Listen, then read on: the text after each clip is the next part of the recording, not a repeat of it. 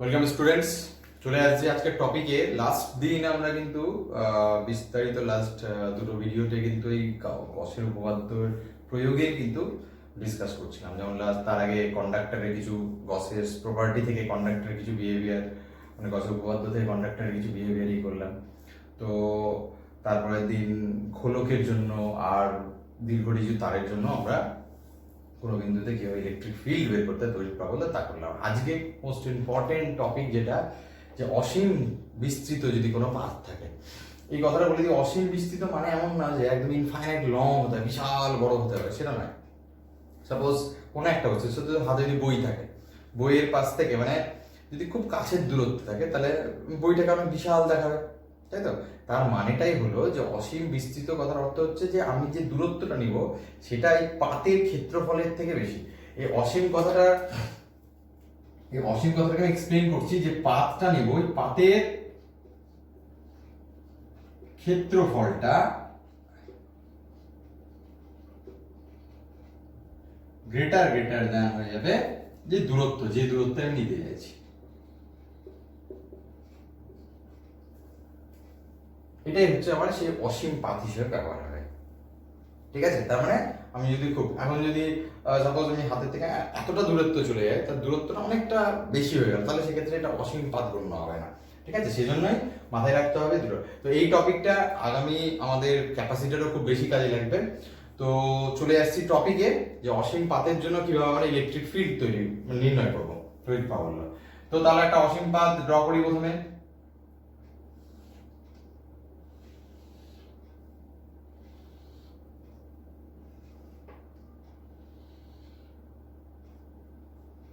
এখন এই অসীম পাতে পুরো আধান বেষ্টিত হয়ে আছে, ধনাত্মক আধানই ধরলাম।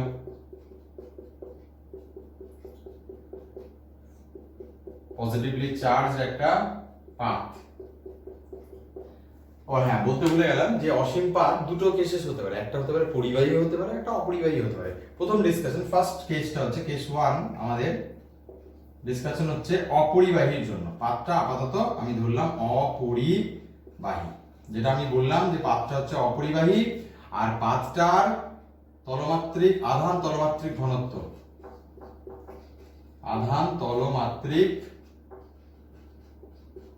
ঘনত্ব সারফেস চার্জ ডেনসিটি, এটা হলাম সিগমা। আবার এই যে ভাষাটা ইউজ করি, সিগমা, রো, ল্যামডা, যেগুলো ইউজ করি, তার মানেটা কি হচ্ছে যে একক ক্ষেত্রফলে কতটা আধান আছে সেটা হচ্ছে আমার সিগমা। ঠিক আছে? এখন পুরোটার এরিয়া যদি এ হয়, তাহলে টোটাল কিউ আধান যদি থাকে সিগমা ইনটু কিউ। ঠিক আছে? যেহেতু আমি বলেছি অসীম, আমি টোটাল আধানটা বলছি না কত আছে, আমি শুধুমাত্র তলমাত্রিক ঘনত্ব নিয়েই কাজ করব, এবং এটাই হয়তো ভাইটাল হয়ে যাবে, এটাই ফ্যাক্টর যে তলমাত্রিক ঘনত্ব। যদি দেখা যায় কিভাবে হবে, তো কি বললাম, এটা অপরিবাহী কেস এসছে, আর এটা হচ্ছে আধান তলমাত্রিক ঘনত্ব হচ্ছে সিগমা। ঠিক আছে? তো অপরিবাহীর ক্ষেত্রে যদি আমি কোনো একটা সিটে যদি আমি আধান দিই, তাহলে ডেফিনেটলি এই পৃষ্ঠটাই কিন্তু আহিত হবে। বোঝা গেল? আমি আধান দিই বা আহিত করার চেষ্টা করি, এই পৃষ্ঠটাই কিন্তু আহিত হবে। সাপোজ এটা আমার পরিবাহী, হাতটা হচ্ছে আমার সেই পাত। ঠিক আছে? পাতের মতো এটা একটা সারফেস আর একটা উল্টো দিকের সারফেস। তো আমার এই সারফেসটাই যদি আমি চার্জ দিই, আহিত করি, তাহলে একমাত্র এটাই কিন্তু আহিত হবে, এটা কিন্তু উল্টো পৃষ্ঠ কিন্তু আহিত হবে না। এটা কিন্তু মাথায় রাখতে হবে অপরিবাহীর ক্ষেত্রে।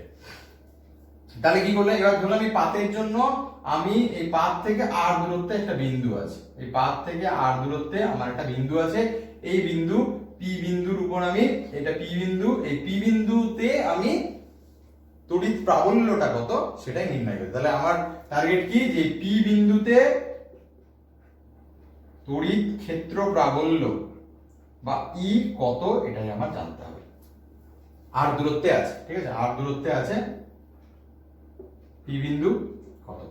তাহলে আবার সেই একই কাজ, আমাদের গসিয়ান সারফেসের কাজ, মানে গসের থিওরেমের কাজকে আমার একটা গাউসীয় তল বা গাউসিয়ান সারফেস একটা আমাকে ড্র করতে হবে। কিরকম ভাবে করব, যে দূরত্বে আছে, এই পাত থেকে যে দূরত্বে আছে, ঠিক আছে, সেই দূরত্বটাকে নেব, আর তার আগে একটা ক্ষেত্র বানিয়ে, একটা ডিস্কের মতো আমি একটা ক্ষেত্র বানাচ্ছি। এই ক্ষেত্রটার যা ক্ষেত্রফল হবে, ঠিক একই ক্ষেত্রটা আমি তৈরি করব উল্টো দিকে একই দূরত্বে, মানে এই পাত আছে, এই পাতের থেকে এই ক্ষেত্রটা, এই ডিস্কটা তৈরি করলাম যেভাবে, ঠিক এই পাতের থেকে উল্টো দিকে, মানে এই পাশেও আমাকে সেই একই দূরত্বে, এখানে যদি আর দূরত্ব হয় এখানেও ধরলাম এটা আর দূরত্ব ক্ষেত্র করে জাস্ট দুটো, কেন আমি প্রথমে দুটো ঢাকনার মতো করলাম, এবার আমি বদ্ধ ব্যবহার করবো চোঙের দ্বারা, জাস্ট এটা একটা চোঙ, মানে সারফেসটা দেখতে, এবার দেখতে কেমন হবে জিনিসটা, যদি আমি এটাকে ড্র করি এরকম, এটাকে ড্র করার চেষ্টা করছি, এবার ড্র করে নিই তারপর বলছি ব্যাপারটা কি।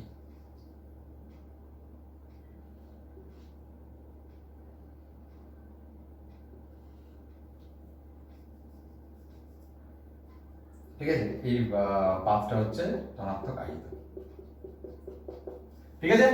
এবার ছবিটা থেকে বোঝা যাচ্ছে যে এই আমি যে ক্ষেত্রটা কল্পনা করলাম, একটা খুব সেকশন, সাপোজ এটা আমার পাত ছিল, এই হচ্ছে আমার বদ্ধ ক্ষেত্র, একটা চোঙকে আমি ঢোকাচ্ছি পাতের মধ্যে, আঙ্গুলটাকে আমি ভেদ করে ঢোকালাম। এবার আমি বলি যেহেতু আঙ্গুলটাকে ভেদ করে ঢুকিয়েছি, সেটা মানে এটা তো কাল্পনিক তল না, এটা আমি অরিজিনালি তল নিলাম, তার জন্য ভেদ করে ঢোকাতে গেলে ভেতরে কিছু ফাঁকা থেকে গেল, কিন্তু অরিজিনালি কি করছি আমি মানে বাস্তবে কি করছি, একটা কাল্পনিক তল নিচ্ছি, যার ফলে কিনা এই যে ভেতরে একটা এইরকমই একটা তল যে আছে, কাল্পনিক তলটা, তার মধ্যেও কিছু ডেফিনেটলি করার উদ্দেশ্য হচ্ছে এটাকে বদ্ধ করা, আর এর মধ্যে কিছু আধানটা আছে, কারণ বদ্ধ ক্ষেত্রের মধ্যে যদি আধান না থাকে তাহলে বদ্ধ ক্ষেত্র নিয়ে তো লাভ নেই আমার, তাহলে আমার ইলেকট্রিক ফিল্ড তো জিরো বেরোবে। তাহলে এমন ভাবে বদ্ধ ক্ষেত্রটাকে চুজ করব তাই ক্ষেত্রে কিন্তু যাতে আমার ভেতরে কোনো আধান পায়। এবার দেখে বুঝতে পারছি এই যে ভেদ করে আছে বা পাতের মধ্যে, সাপোজ আমার আঙ্গুলটা জয়েন্ট লেগে আছে, এই অবস্থায় আছে, ঠিক আছে, জয়েন্ট লেগে, এখন দেখে মনে হচ্ছে ভেতরে আঙ্গুলটাও মানে চামড়ার কিছু পোর্শন এর ভেতর দিয়ে গেছে,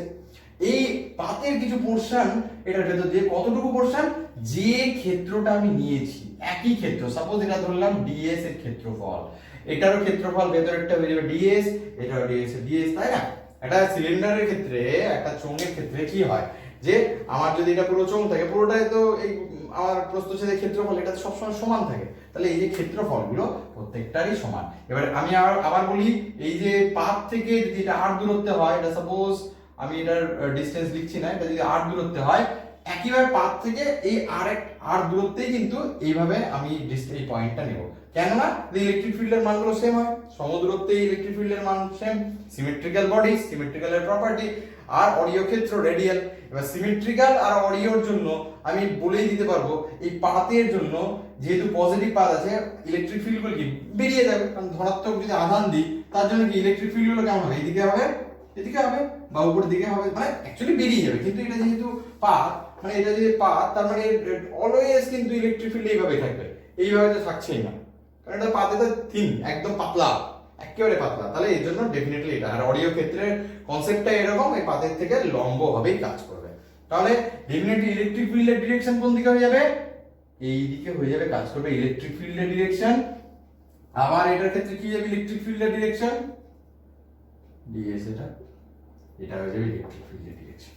খুব মজাদার ব্যাপার হচ্ছে এই যে সমতলগুলো আছে, প্লেন সারফেস, প্রথমে প্লেন সারফেস কল্পনা করেছিলাম, এখানে প্লেন সারফেস, তারপরে একটা চোঙের একটা শেপ দিলাম যাতে আমার বদ্ধ তল বানানো যায়। এই যে আমার প্লেন সারফেসটা আছে, এরও ডিরেকশন কোন দিকে, ডেফিনেটলি ডিএস ভেক্টরের ডিরেকশন এইদিকে, একইভাবে ডিএস ভেক্টরের ডিরেকশন এইদিকে। আবার যদি বক্রতলের কথা ভাবি, বক্রতলের ক্ষেত্রে বক্রতলের ছোট্ট একটা সেকশন যদি নিই, তার ডিরেকশন কোন দিকে হবে, এইদিকে, ডিএস, এটাকে 1 বললাম, এটাকে 2, এটাকে 3, আমার ডায়াগ্রাম অনুসারে DS1 ইকুয়াল টু DS2, ঠিক আছে, আমি যেভাবে ছবি এঁকেছি, আর এটা DS3। তাহলে এখন ভালো করে বুঝতে পারছি, যদি এবার আমি পি বিন্দুতে ধরলাম ইলেকট্রিক ফিল্ড, ধরি পি বিন্দুতে কোনটা মান ধরলাম, পি বিন্দুতে প্রাবল্য, এখানে আমি লিখে দিচ্ছি এটা, তড়িৎ প্রাবল্য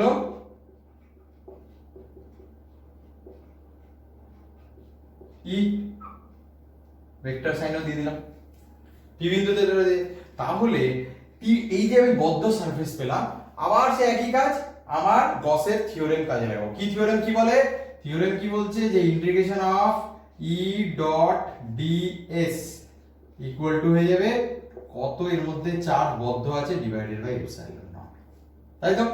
আবার আমি চলে আসি surface total E dot DS. এখন ই এর মান এখানে মান এইদিকে এ আমার দরকার নেই।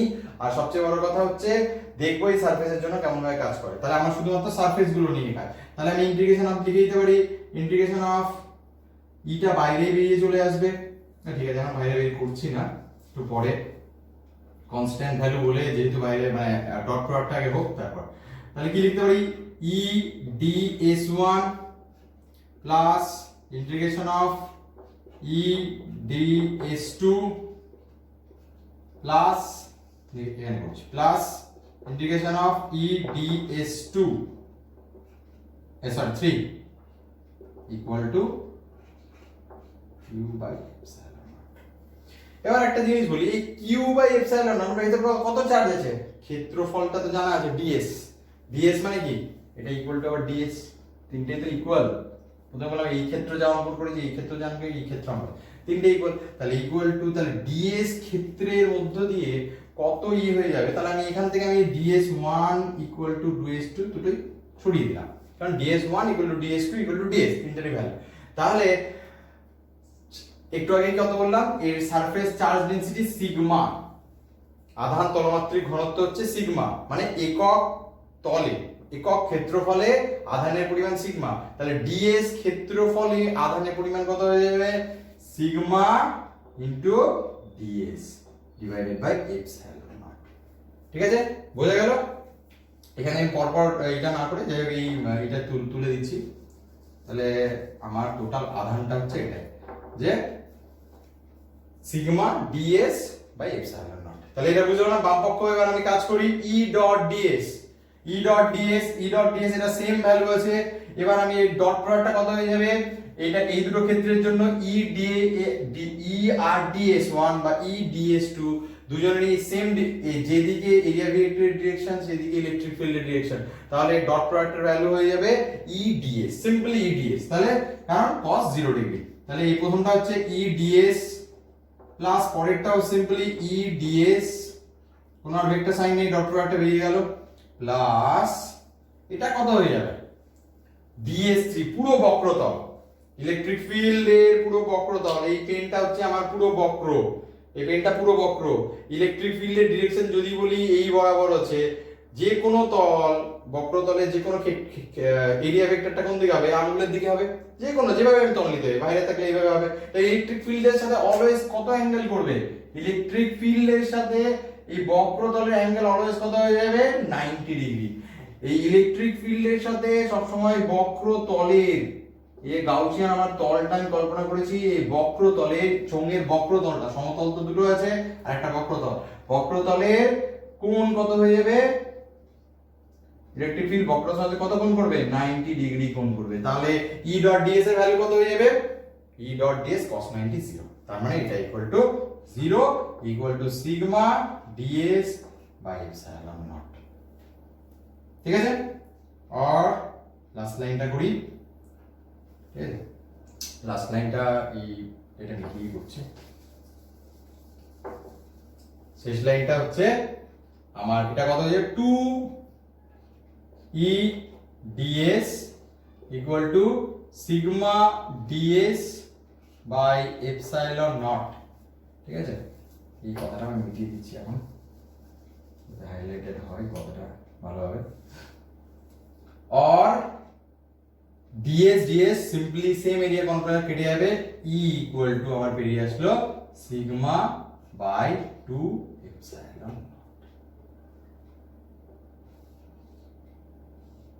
মোস্ট ইম্পর্টেন্ট একটা রিলেশন বেরিয়ে আসলো একটা পাতের জন্য, ইনফাইনাইট এতক্ষণ পর্যন্ত যা যা জিনিস জানতে না, একটু আগে মানে এর আগে যত জানলাম যে কোনো যদি বৃত্তীয় মানে গোলক হয়, পরিবাহী হোক অপরিবাহী হোক, ঠিক আছে, তাদের জন্য কিন্তু দূরত্বের উপর ডিপেন্ড করে।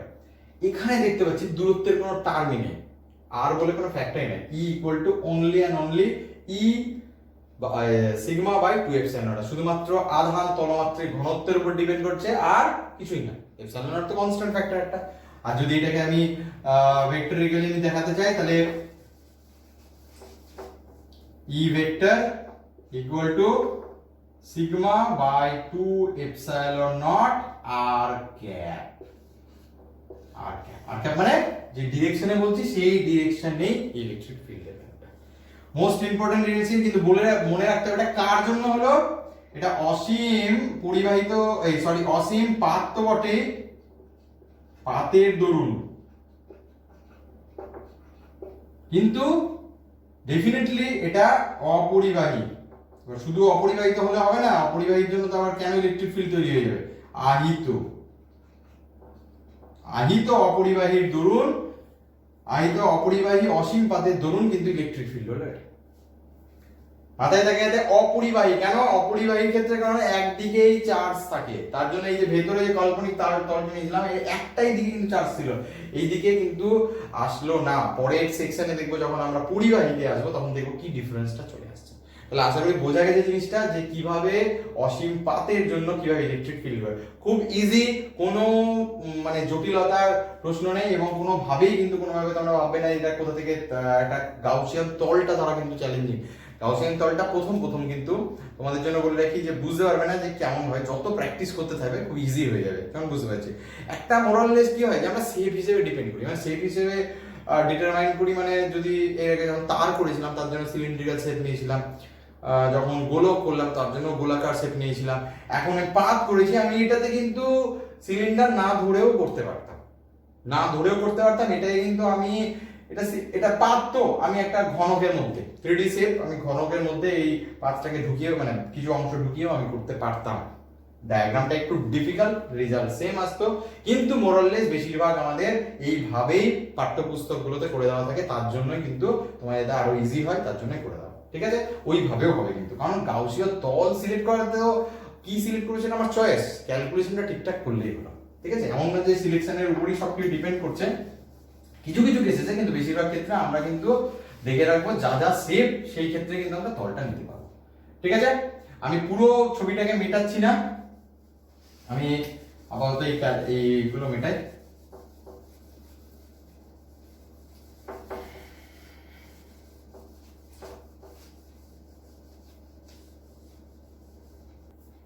এখানে দেখতে পাচ্ছ যে এটা হচ্ছে আমার পরিবাহীর ক্ষেত্রে, কেস 2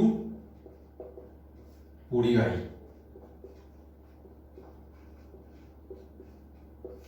একই সিগমা আছে চার্জ ডেনসিটি সারফেস।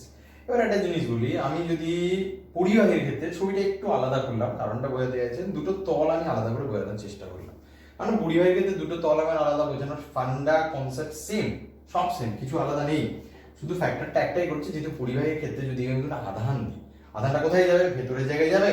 ভেতরের জায়গায় কি আছে? যতটা উইথ আছে, যে হাতের যে বেদ আছে থাকবে, কিচ্ছু থাকবে না, পুরোটাই পৃষ্ঠে চলে আসবে। ঠিক আছে, আবার এই থিকনেসটা এত ছোট যে আমার দরকার নেই যে এটা কতটা থিকনেস আছে, বেদটা একদম নগণ্য, যেহেতু এটা অসীম পাত না, অসীম বিস্তৃত, মানে ইন দ্য সেন্স অনেক অনেক বড় সিট। সাপোজ এটা যদি 1 মিলিমিটার হয়, আর এটা যদি 100 মিটারের সিট হয়, বা ধরলাম 1 মিলিমিটারের তুলনায় 100 মিটার ধরার দরকার নেই, 1 মিটারই যদি হয়, সেটা অনেকটা বেশি না, তাহলে সেক্ষেত্রে নেগলেক্ট করি আমরা। তাহলে আমার আবার সেই সিট, আবার যদি আমি কোনো আধান দিই, তাহলে কি হয়ে যাবে? আধানটা এই পৃষ্ঠে বসবে, আবার এই পৃষ্ঠে সুষমভাবে, কিন্তু সাম্য যখন সামনে আসবে তখন কিন্তু সুন্দরভাবে বন্টিত হয়ে যাবে, কোনো যাতে অসম বন্টন না হয়। ঠিক আছে, তো এটা ডেফিনেটলি সুষমভাবেই হবে, সুষমভাবে আহিত বটে, পরিবাহীটা ডেফিনেটলি সুষমভাবেই আহিত। তো এই জন্য এই ডায়াগ্রামটা একটু ডিফারেন্ট হলো। আবার সেই একইভাবে চলে আসছি, আবার আমি এটাকে আর বলছি না DS2, একইভাবে সেই আমার করা DS2 আর লিখছি না, একই সারফেস, তাই একই ভ্যালু, মানটা একই, এই এরিয়া ভেক্টরের এরিয়া। ঠিক আছে, তো এবার কি করব, একইভাবে আমি যে গসেস থিওরেম লাগাই, আবার E.ds ইকুয়াল টু টোটাল কতটা এর মধ্যে চার্জ আছে, Q/ε0।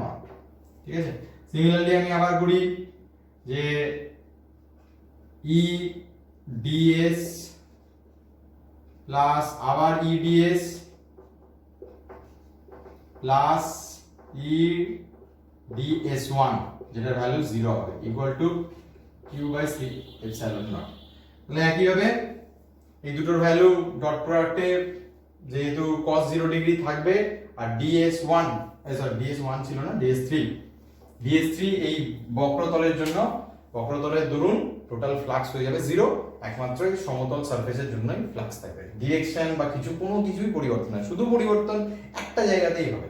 কোন জায়গাতে? তাহলে একইভাবে লিখে দিচ্ছি 2EDS, আশা করি অসুবিধা নেই বোঝার, আগের প্রবলেমে তাই করলাম। এখানে কিউ ফ্যাক্টরটাই আসল। কেন কিউ ফ্যাক্টরটা আসল?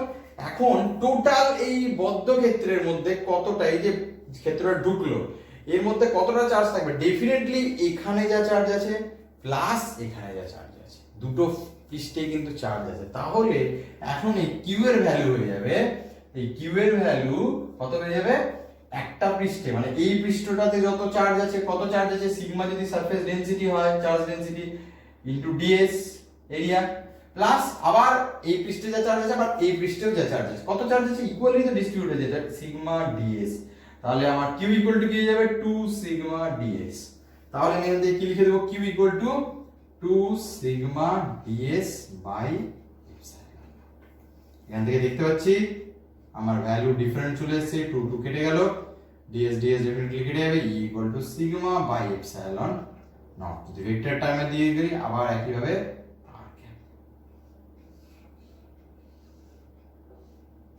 দেখতে পাচ্ছ। তাহলে পরিবাহীর ক্ষেত্রে এর ভ্যালুটা হচ্ছে সিগমা বাই এপসাইলন নট, আবার অপরিবাহীর ক্ষেত্রে ভ্যালু ছিল সিগমা বাই 2 এপসাইলন নট। ঠিক আছে, তাহলে মনে থাকে ভালো করে এবং কনসেপ্টটা এটা ক্লিয়ার থাকে। ঠিক আছে, যেমন ভাবে আমরা মানে খুব কনসেপ্টটা যদি ক্লিয়ার কোনো রকমে করে নিতে পারি, একবার যদি মাথায় ঢুকে যায় তাহলে এই জিনিসগুলো কিন্তু খুব ইজি। ঠিক আছে, টাফ কিছু নেই, কিন্তু প্রথম মনে হবে যে হ্যাঁ, তার জন্য প্র্যাকটিসটা যথেষ্ট ভালোভাবে করতে হবে। ঠিক আছে, বুঝে নিয়ে আমরা নিজেদের মানে খাতায় পেন নিয়ে যেমনটা পারি করবো, তাহলে কিন্তু প্র্যাকটিসটা সুন্দরভাবে হবে। তাহলে আবার বলি যে পাতের ক্ষেত্রে কি হলো, যে এইখানে পরিবাহী পাত ছিল, যার এই যে ফ্যাক্টরটাই আবার বোঝানোর জায়গা কিউ। কেন? এই পাতেও যেহেতু একটা তলের দুটো দিক থাকে, তাই না? একটা আমি যে কোনো পাত নিলাম, তার তো একটা খাতার পেজ, দুদিকে লিখি না, এই পেজ ওই পেজ, তবে দুটো ক্ষেত্র হলে দুটো আমার সারফেস আছে, একটা এইদিকে একটা ওইদিকে।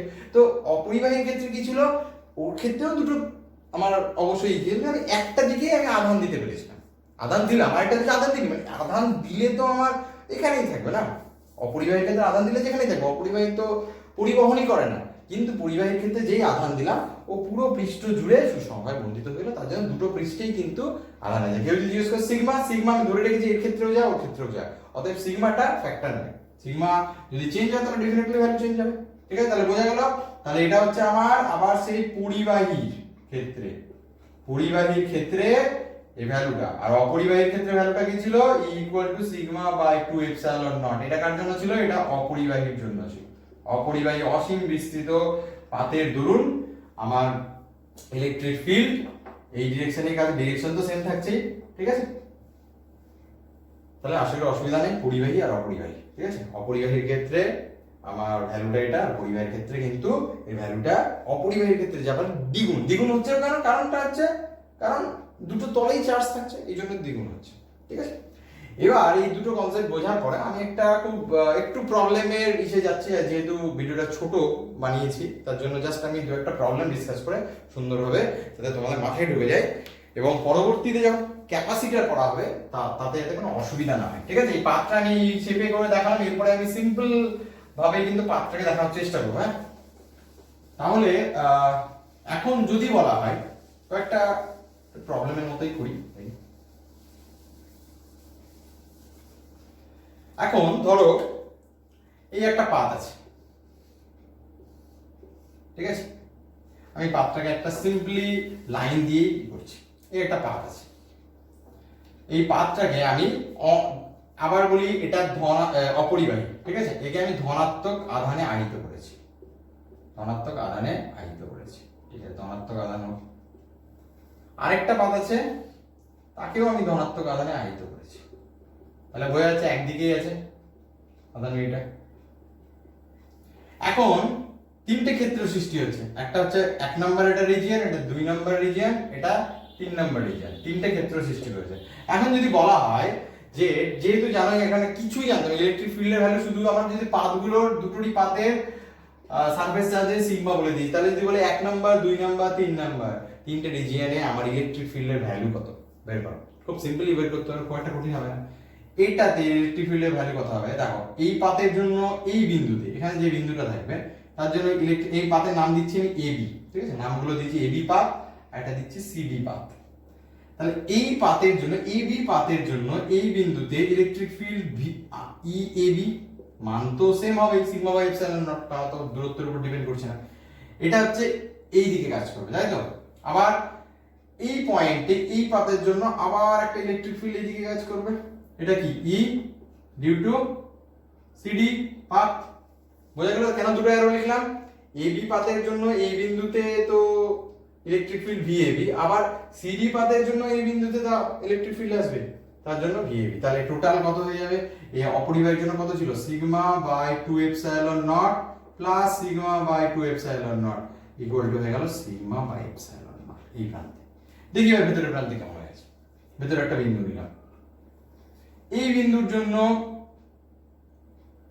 দেখো কি হচ্ছে, ইলেকট্রিক ফিল্ড ডেফিনেটলি বাইরের দিকে আসবে, তো পজিটিভ চার্জ, সব পজিটিভ চার্জ যেন বাইরের দিকে, এই তো এদিকে বের হবে। তাহলে এটা কার মান?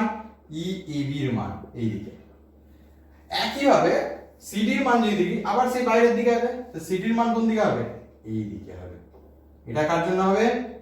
ই সিডি এর জন্য।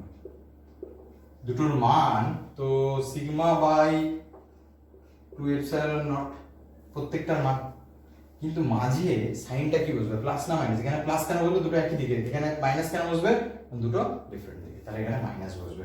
Sigma by 2 epsilon naught equal to sigma. একইভাবে রিজিয়ন 3 তে যদি দেখতে পাই এই পয়েন্টের জন্য এটা যেমন ভাবে হলো, একইভাবে রিজিয়ন 3 তে হয়ে যাবে সিগমা বাই এপসাইলন। ঠিক আছে, বোঝা গেল কিভাবে হলো? মাঝের রিজিয়নে 0, এখানে সিগমা বাই এপসাইলন নট, এখানে সিগমা বাই। ঠিক আছে, ছোট্ট একটা কাজ করছি, বোঝা গেছে আশা করি। আর যদি না বোঝে আরেকটা একই টাইপের প্রবলেম করি তাহলে বোঝা যাবে আরো ভালো করে।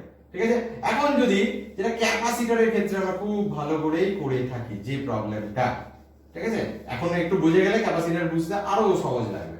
ঠিক আছে, আমি শুধু মিটিয়ে দিচ্ছি কারণ সবকিছু চেঞ্জ হয়ে যাবে।